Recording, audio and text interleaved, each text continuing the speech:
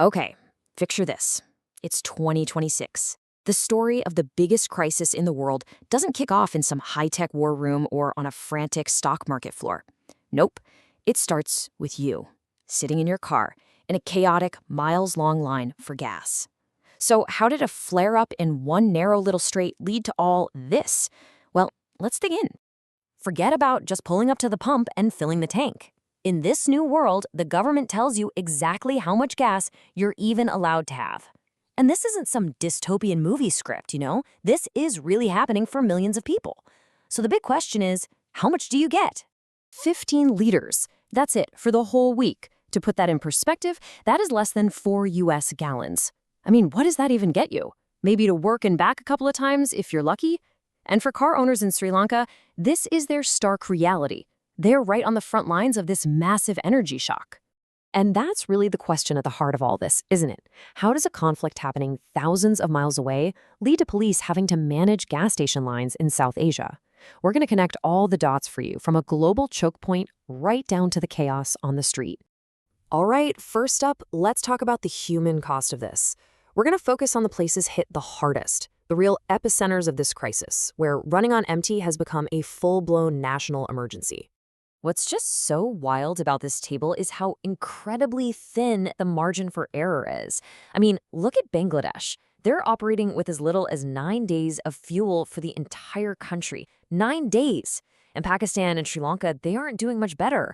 And let's be clear, this isn't some deep strategic reserve we're talking about. This is the everyday supply they need just to function. It's like having only a few days of food in the pantry for your entire family. And this just perfectly shows how a fuel crisis is never just about fuel.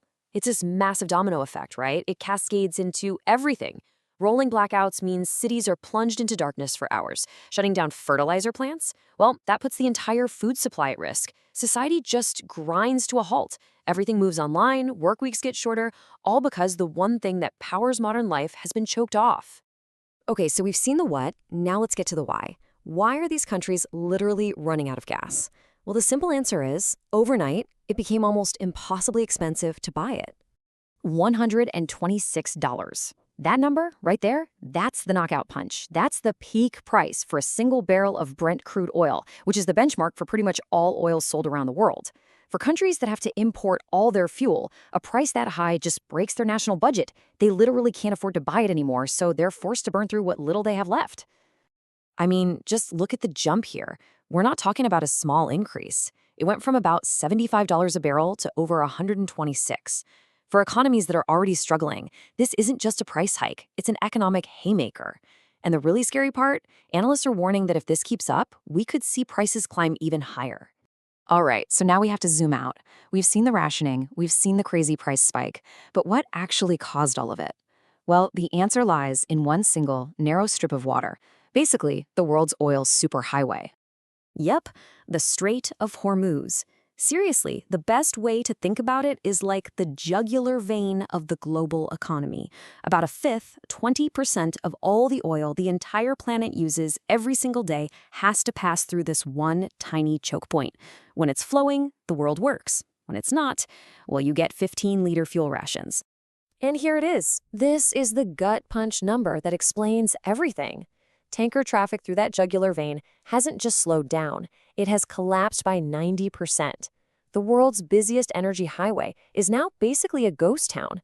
It's gone from over 40 tankers a day to maybe 1 or 2. So what does that 90% drop actually mean? It means 8 million barrels of oil have just vanished. Poof! Gone from the global market every single day.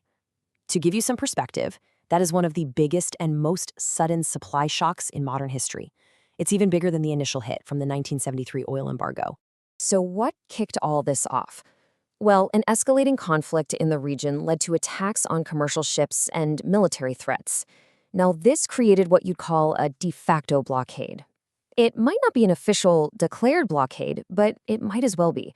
Insurance companies won't cover the ships, and captains won't risk their crews or their cargo. So the oil is still there, it just has no way to get out. Okay, so the world's main oil tap is basically turned off. What do? Well, you do what anyone does in an emergency. You break the glass on the world's oil piggy bank. And out comes 400 million barrels of oil. This is a huge deal. We're talking about the largest coordinated release of emergency oil reserves in history. The International Energy Agency, the IEA, and its members are dumping all this oil onto the market to try and cushion the blow and get prices under control. It's a truly unprecedented global intervention. But, and this is a really, really important but, even the IEA itself is saying, look, this is just a Band-Aid. It's a temporary buffer, a stopgap.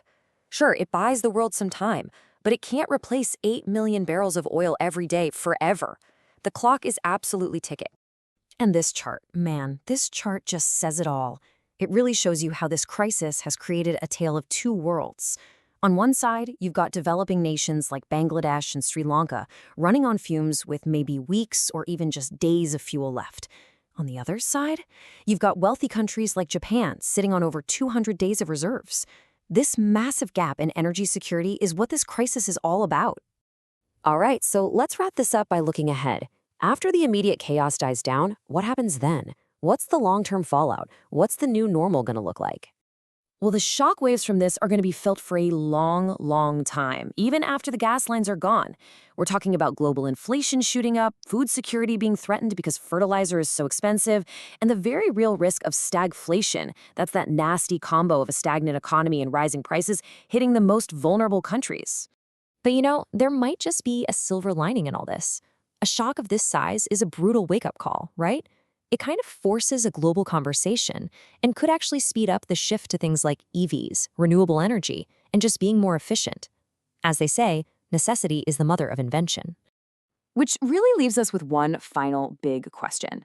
Look, we've had oil crises before, but the scale and the speed of this one just feels different. It has laid bare just how fragile our entire global energy system really is. So, is this the one? Is this the shock that finally forces us to fundamentally change how we power our world? I guess we'll have to wait and see.